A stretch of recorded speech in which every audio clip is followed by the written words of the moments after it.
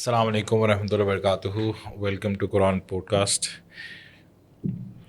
آج ہم انشاءاللہ 21 جو اسٹارٹ کریں گے، اور اس کا جو پورا ایجنڈا ہے اس 30 منٹ کا، وہ بس to get a gist of what's mentioned in this جز.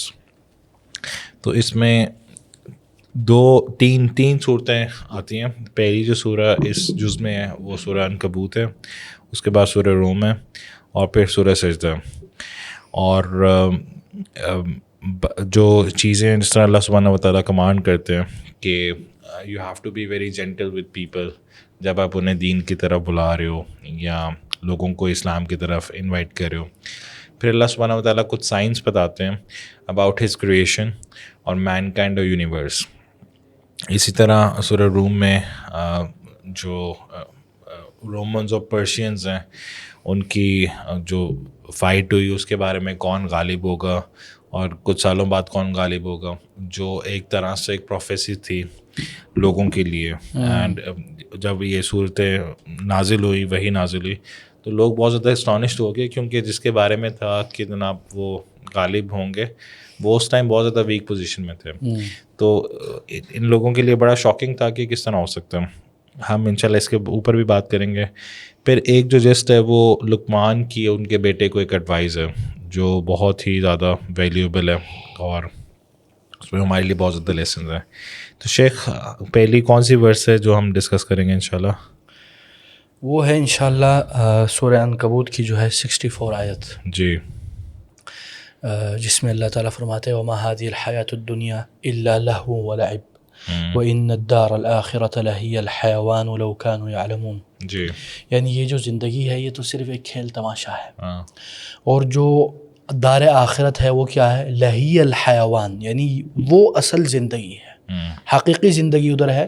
لَوْ كَانُوا يَعْلَمُونَ، اگر یہ لوگ جانتے.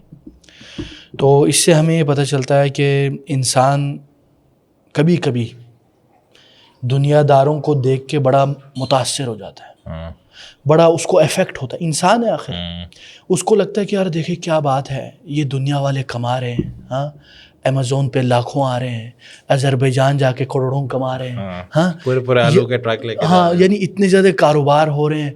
تو انسان متاثر ہوتا ہے، یار کیا بات ہے، کتنا پیسہ ہے، ہاں اور اس کے جو منیمم جو انویسٹمنٹ پیسہ ہے وہ ہمارے اکاؤنٹ میں نہیں ہے.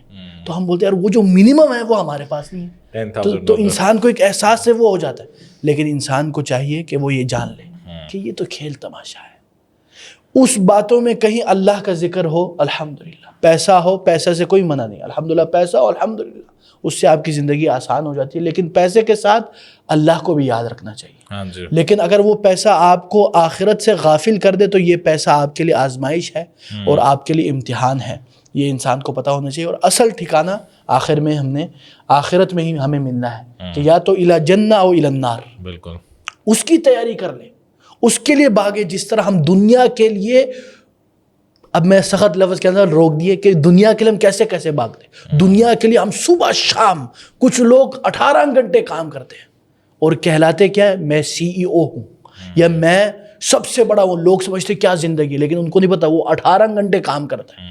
کام صرف جسمانی نہیں ہوتا ہے، مینٹلی کام جسمانی سے زیادہ خطرناک ہے، زیادہ تھکاوٹ ہے. کیونکہ سائیکولوجیکل پیسفل لائف جو ہے نا وہ بہت زیادہ اہمیت رکھتی ہے. کئی ایسے لوگ ہیں جو 10-8 گھنٹے کام کرتے ہیں، پیسہ کم ملتا ہے، لیکن وہ ان کا مائنڈ بہت پیسفل ہے.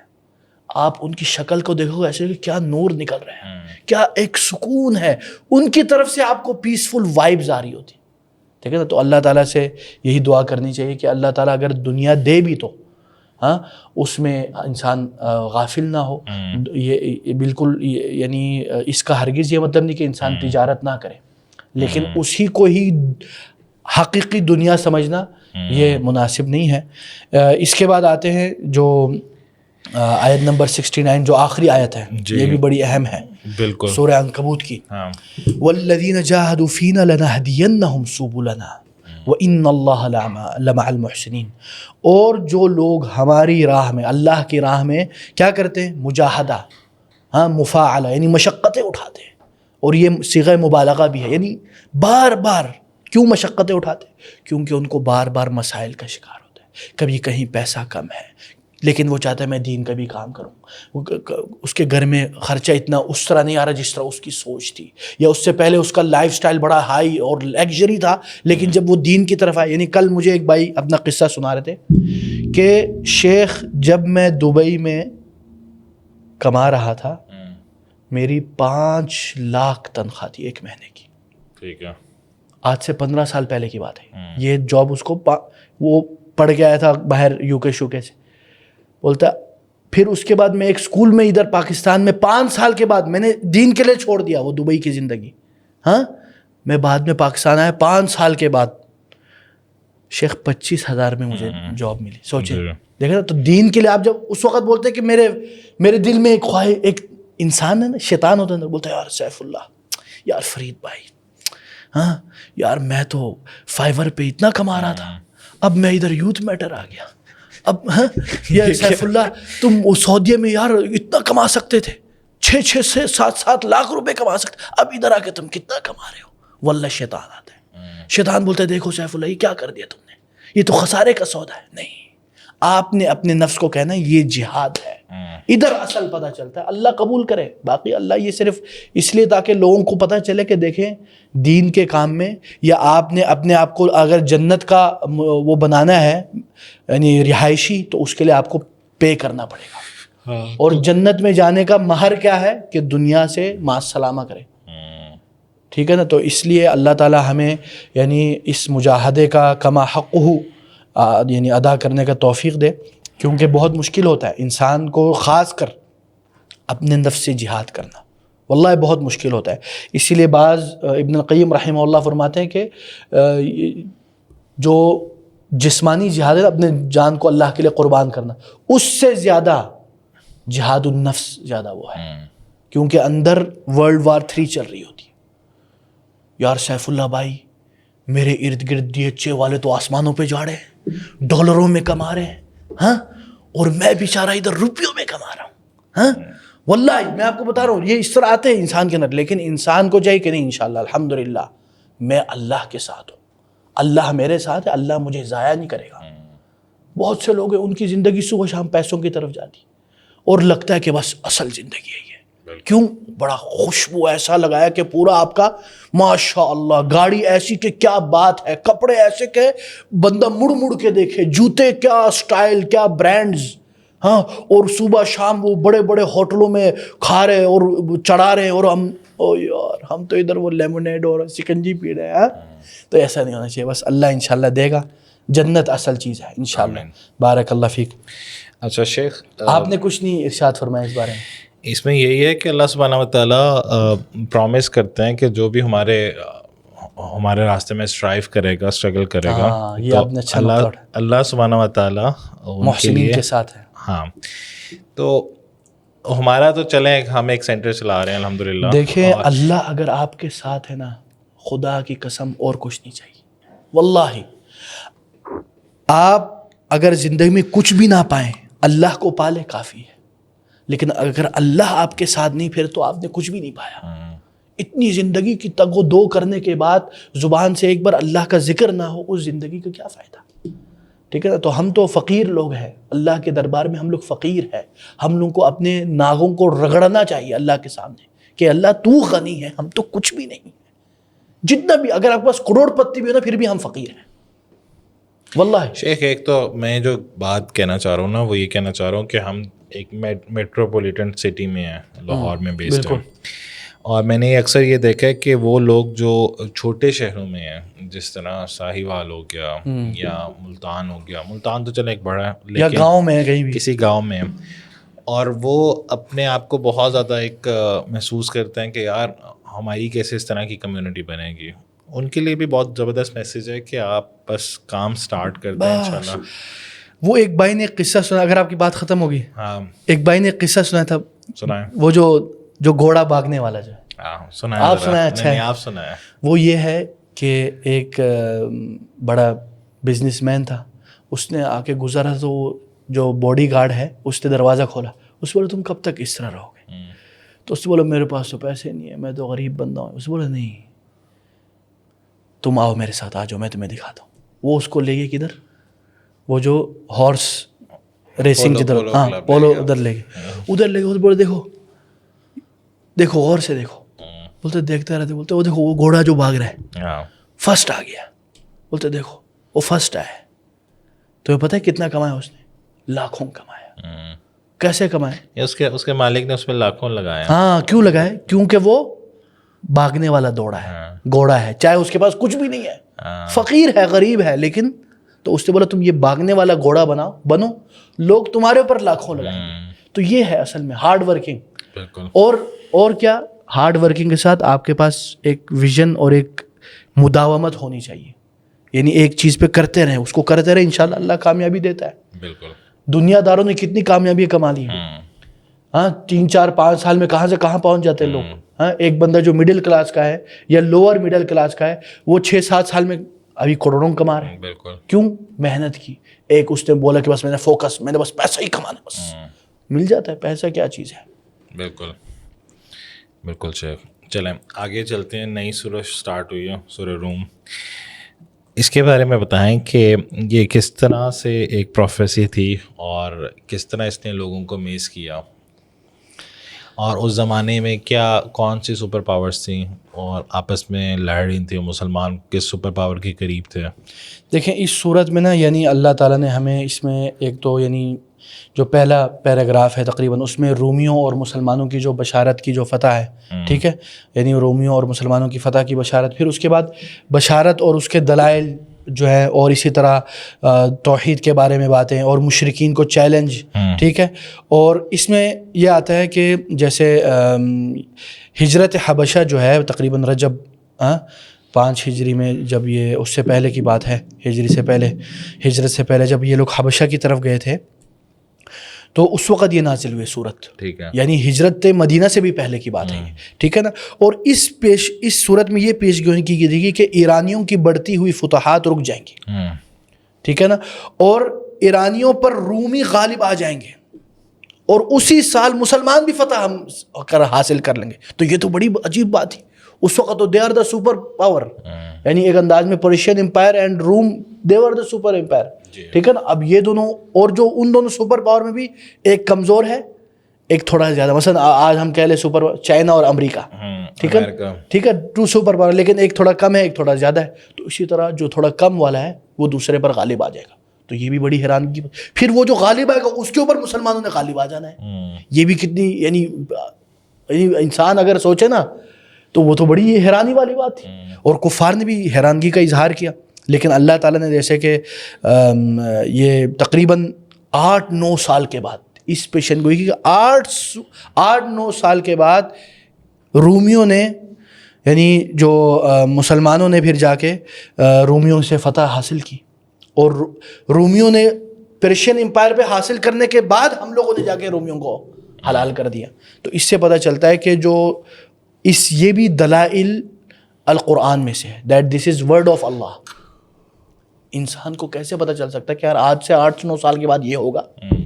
نہیں پتہ چل سکتا. یہ بھی evidence that these words are from Allah, not from human being, ٹھیک ہے نا. اب یہ بات یہ ہے کہ ایک ہے کیا بولتے ہیں اس کو, ایک کو بولتے ہیں پروفیسی. ہاں یعنی پروفیسی کا کیا مطلب ہے؟ ایک ایسا ایونٹ جو فیوچر میں ہوگا. ہاں. اور ایک ہے جو پیشن گوئی, ایک ہے امکان کا مظاہرہ کرنا. یعنی مثلا آج ویدر والے بولتے ہیں امکان ہے, اس کا مطلب نہیں بھی ہو سکتا, لیکن ادھر کیا ہے, نہیں ادھر ہو کے ہی رہے گا. ہاں یعنی فل کانفیڈنس, یعنی دیر از نو ڈاؤٹ ان.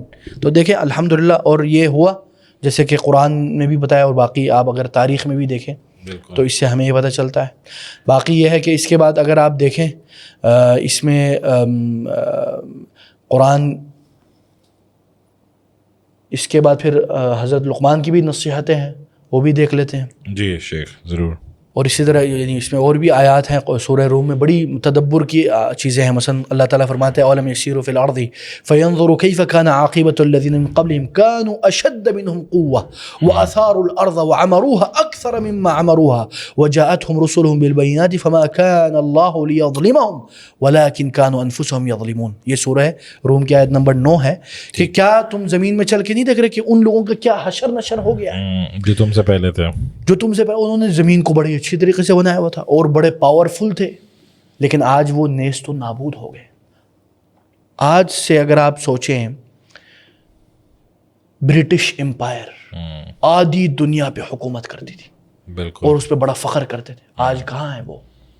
ہاں, سوویت یونین جو کسی زمانے میں سپریم پاور تھی دنیا کی, آج کہاں ہے وہ؟ چھوٹے چھوٹے ملکوں میں بھٹک گئی. ہاں, اور اسی طرح سورہ روم کی آیت نمبر 41 میں اللہ تعالیٰ فرماتے ہیں ظہر الفساد فی البر والبحر بما کسبت ایدی الناس لیذیقہم بعض الذی عملوا لعلہم یرجعون. یعنی جو ڈیزرٹس میں یا جو سمندروں میں یا اس کے ارد گرد جو فساد ظاہر ہو رہے ہیں, یہ کس وجہ سے؟ بما کسبت ایدی الناس, یہ وہی ہے جو تم لوگوں کے اعمال کی وجہ سے, تم لوگوں کے ہاتھ کی کمائی ہے. کس لیے؟ لیذیقہم بعض الذی عملوا, تاکہ وہ چیزوں کو چکھ لیں جو انہوں نے کیا ہے, جو انہوں نے بیج بوئے ہیں. لعلہم یرجعون, تاکہ وہ باز آ جائے, تاکہ وہ واپس آ جائے اللہ کی طرف. اس سے کیا پتہ چلتا ہے ہمیں فرید بھائی؟ اس کا مطلب یہی ہے کہ اکثر جب آپ فتن دیکھتے ہو یا اس طرح کی چیزیں دیکھتے ہو اور آپ کہتے ہو کہ اللہ تعالیٰ کیوں اس طرح کر رہے ہو, تو ایکچولی آپ لوگوں نے ہی وہ اس طرح کا ماحول بنایا ہوتا ہے. یعنی جیسے کہتے ہیں نا, جیسے کرو گے ویسے بھرو گے. ٹھیک ہے نا. تو اس لیے ہمیں چاہیے کہ ہم یہ نہ سوچیں کہ ابھی آج کل یا پچھلے دنوں میں یا کہیں بھی کوئی فتنے چل رہے تھے تو وہ یار ایسے ہی کیسے ہو گیا, یہ کیا ہو. یہ ہم لوگ کے اپنے ہاتھوں کے بوئے ہوئی چیزیں ہیں, اور آہستہ آہستہ اس طرح کی چیزیں برپا ہوتی جائیں گی. جتنے فتنے آتے جائیں گے, یاد رکھیں یہ ہم لوگوں نے خود کیا ہے. لیکن ایک انسان کو فتنوں کے دور میں فتنوں کا اثر ان لوگوں پہ بھی ہوتا ہے جو جن کا کوئی قصور نہیں ہوتا, ان کے لیے تو آزمائش ہوتی ہے نا پھر بولے فتنہ. No doubt. فتنہ دیکھیں, فتنہ ایسی چیز ہے جس میں عالم بھی جاہل والی حرکتیں کرنے لگ جاتا ہے اور جاہل عالموں کی طرح ایکٹ کرنے لگ جاتا ہے. اچھا, ہاں, جیسے کہ حدیث میں ہے نا کہ جب علماء کم ہو جائیں گے تو کیا ہوگا؟ اتخذ الناس رؤوسا جہالا فضلوا واضلوا. لوگ جاہلوں کو اپنا رئیس اور سردار بنانا شروع کر دیں گے. پھر کیا ہوگا؟ وہ جو ہے بڑا, ہاں, جو بھی ہو وہ فضلوا واضلوا, اپنے آپ کو بھی گمراہ کرے گا, دوسروں کو بھی گمراہ کرے گا. یہ بھی فتنے کا زمانہ ہے. اور فتنے کے زمانے میں منہج سلف کیا ہے؟ فتنے کے زمانے میں انسان کو چاہیے کہ جتنا ہو سکے وہ اس میں پڑے نہ, اس میں نہ جائے, جتنا ہو سکے. فتنے کا کیا مطلب ہے؟ یہاں پہ نا ایک کریٹیکل کوشچن ہے کہ اکثر کمپینیز میں بہت کم ایگزامپلز ہوتی ہیں جو کسی بھی سائڈ پہ نہیں پڑے ہے. بعض ایگزامپلز ہیں اس طرح کے, بعض ہے نا, لیکن میجورٹی تو یہی ہے کہ وہ کسی نہ کسی, وہ بھی انسان تھے نا. ٹھیک ہے نا. ٹھیک ہے. تو لیکن یہ ہے اس وقت بھی جو بعض جو صحابہ تھے انہوں نے منع کیا, انہوں نے بولا بھی کہ نہیں پڑھو فتنوں میں. لیکن انسان ہے, انسان جذبات کا پتلا ہے. He is full of emotions, and when the emotion جو ہائی ہو جاتا ہے نا تو آپ کی جو عقلیت ہے نا, جو سوچنے کا جو عمل ہے وہ کم ہو جاتا ہے اور اندھا ہو جاتا ہے. انسان محبت میں جیسے اندھا ہو جاتا ہے, اسی طرح ان چیزوں میں بھی جذبات میں بھی اور محبت میں دونوں میں اندھا ہو جاتا ہے. واللہ وہ کر بیٹھتا ہے, پھر بعد میں پچھتاتا ہے کہ یہ میں نے کیا کر دیا. تو اس لیے انسان کو چاہیے جب اس کو پتہ چلے کہ کوئی چیز برپا ہو رہی ہے, اس کو پتہ نہیں چل رہا حق کدھر ہے باطل کدھر ہے, یا وہ یہ دیکھے کہ علماء کیا کہتے ہیں یا قرآن اور حدیث اس متعلق کیا کہتے ہیں, اس سے اجتناب کریں. بالکل. ضروری نہیں کہ جو شیلا بن کے ہر چیز میں ہم چھلانگ ماریں, بعد میں پچھتائیں, اپنے لیے مسائل کھڑا کریں اپنے اہل و عیال کے لیے. لیکن شیخ فتنوں کے دور میں علماء پہ اتنی بڑی رسپانسبلٹی ہے کہ ہم دیکھتے ہیں کہ جو علماء ہیں وہ خود بھی فتنوں میں پڑ جاتے ہیں. یہ دیکھیں نا, اسی لیے اور وہ پھر لوگوں کا جو پرسیپشن ہے ان کے بارے میں وہ پھر بالکل چینج ہو جاتا ہے اور وہ پھر ان کی اس طرح رسپیکٹ نہیں کر پاتے. بالکل. اصل میں دیکھیں نا, علماء بھی دو قسم کے ہیں. ایک ہے علماء السوء, برے علماء، ان کے پاس علم ہے لیکن ان کے پاس کمی ہے بعض دوسرے چیزوں کی. ایک ہے وہ علماء جو علماء الربانیون، جو تربیت کرنے والے ہیں، جو آپ کے اندر خشیت الہی اور خوف الہی پیدا کرنے والے، آپ کو بتاتے ہیں کہ ان چیزوں سے بچے رہو. تو دیکھیں اس لیے ہمیں چاہیے، ہم کیا کرتے ہیں، کیونکہ بعض جو آپ کہہ سکتے ہیں جو علم کے دعوے دار ہیں، ایک تیسرا قسم جو حقیقت میں علماء ہے نہیں، جو حلا ہے لیکن لباس العلماء پہنا ہوا ہے، دکھاوا علم کا کرتے ہیں. تو لوگ سمجھتے ہیں یہ عالم ہے. کیوں؟ کیونکہ وہ چرب زبان ہے، یا مثلا اس کے پاس پاور ہے، یا جو بھی کہہ لیں آپ، ٹھیک ہے نا. تو لوگ پھر اس کی طرف جلتے ہیں، اور پھر ایک بندے کی وجہ سے آپ نے پورے جو شعبہ ہے، پورا جو علماء کا ایک ماشاءاللہ ایک علماء کی جو شان ہے اس میں آپ پھر بات کرتے ہو کہ سارے علماء اس طرح. یہ بات درست نہیں ہے. دیکھیں علماء بھی انسان ہیں، ان سے بھی غلطیاں ہو سکتی ہیں، ہے نا. ہم کون سے دودھ کے دھلے ہوئے ہیں؟ تو اسی طرح جس طرح ہم سے غلطیاں ہوتی ہیں ویسے ان سے ہوتی ہے. اس میں کوئی شک نہیں. انسان کی توقع تھی کہ عالم سے کم از کم غلطی ہو، نہ ہو بہتر ہے، لیکن انسان ہے، ہو جاتی ہے. لیکن آپ بھی تو کوئی بیوقوف نہ بنو نا، آپ بھی اندھادھند نہ چلو نا اپنے. ہمارا مسئلہ ہے کہ ہم عقیدت میں، شخصیت پرستی میں ہم انتہا میں چلے جاتے ہیں، یا تو فل محبت مرنے کے لیے تیار، یا فل نفرت مارنے کے لیے تیار. بیچ والا راستہ ہے نہیں ہمارے پاس. تو اس لیے ہمیں چاہیے ہم تھوڑا اپنے درمیانہ روی، تحمل، برداشت، صبر اور دور اندیشی، یعنی آپ لانگ ٹرم کا دیکھیں اور یہ دیکھیں ہر جو حرکت کی جا رہی ہے اس کا رزلٹ کیا ہوگا. مآلات القول، مآلات الفعل، یعنی what will be the result of these actions, what will be the result of these ٹاکس. ٹھیک ہے نا. تو یہ اصل چیز ہے. بارک اللہ فیک. اللہ تعالی ہم لوگوں کو فتنوں سے بچا کے رکھے. آمین. اچھا شیخ، اس کے علاوہ پھر ہم کچھ اور ورسز ڈسکس کرتے ہیں.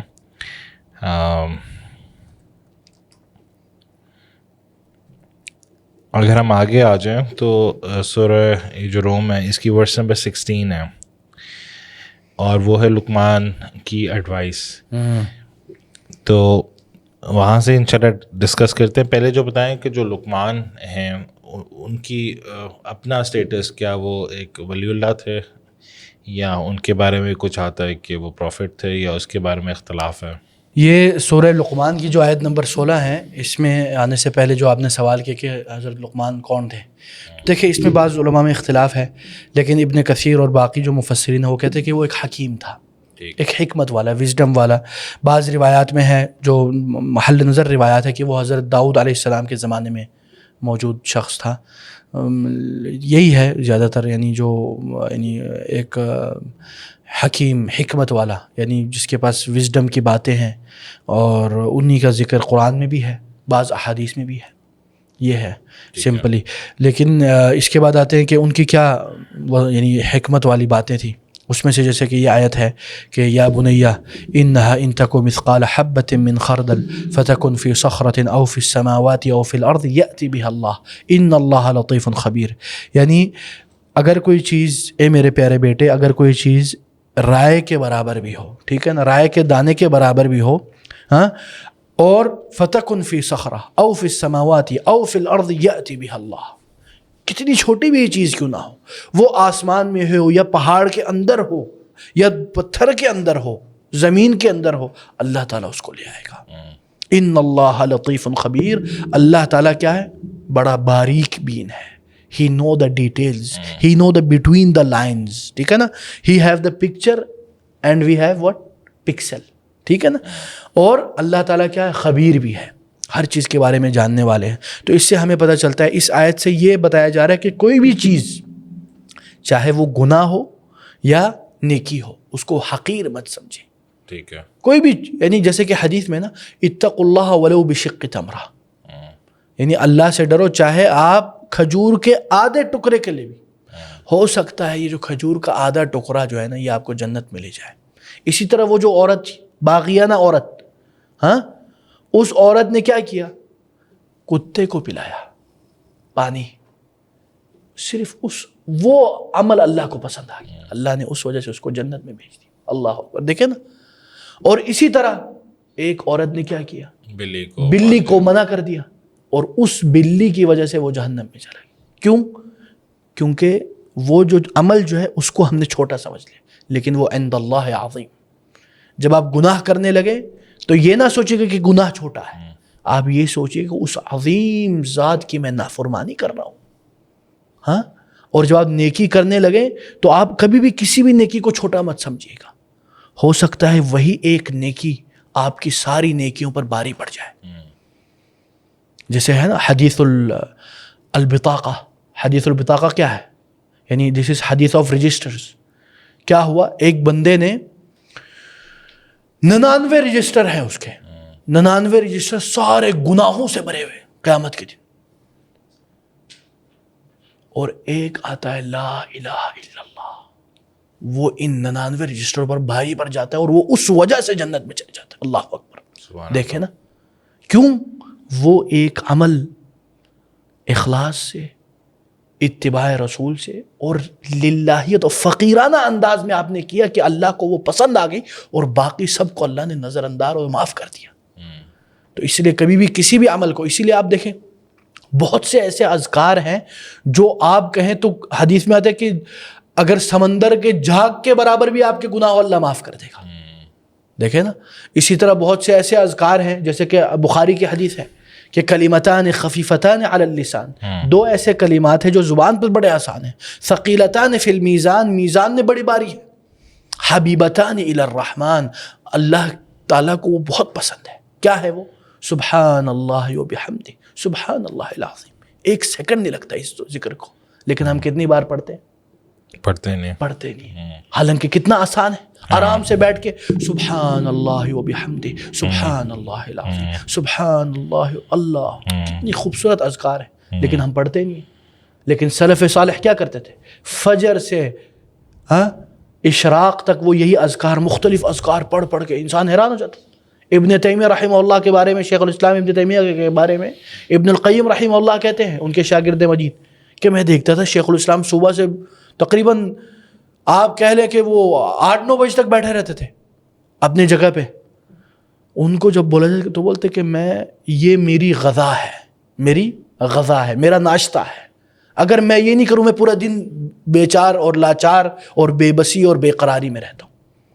ہم کہاں ہیں؟ ہم تو سوتے رہتے. اللہ معاف کرے. تو اس لیے ہمیں چاہیے کہ ہم کسی بھی عمل کو چھوٹا مت سمجھیں.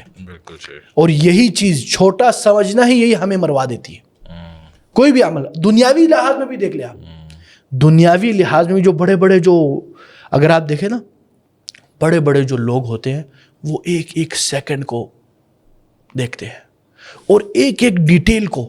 بندہ ادھر آئے گا بولے گا دیکھو یار ایک ٹیبل کیسا ہے، دیکھو اس کے بٹوین دا لائنز، یار یہ اچھا نہیں ہے. دیکھیں نا وہ باتھ روم جائے گا، وہ آپ نے باہر کیسے بوٹ رکھے ہوئے ہیں، وہ ڈیٹیلز کو دیکھتے ہیں، پھر اس کے اوپر آپ کو جج کرتے. وہ الگ معاملہ ہے، وہ صحیح ہے نہیں ہے، لیکن یہ ہے کہ دیکھیں نا. تو اس لیے ہمیں بھی چاہیے کہ یہ دنیاوی طور پر، ہم آخرتی طور پر کسی بھی نیکی کو کم نہ سمجھے، کسی بھی برائی کو چھوٹا نہ سمجھے. قیامت کے دن حساب بڑا شدید ہوگا. تو اللہ تعالی ہمیں ان باتوں کے اوپر یعنی غور و فکر کرنے کی توفیق دے. جزاکم اللہ خیر. جزاک اللہ خیر. شیخ انشاءاللہ ہم نیکسٹ ٹائم کنٹینیو کریں گے 22 جز. جزاک اللہ خیر. Keep watching. السلام علیکم ورحمۃ اللہ وبرکاتہ. وعلیکم السلام.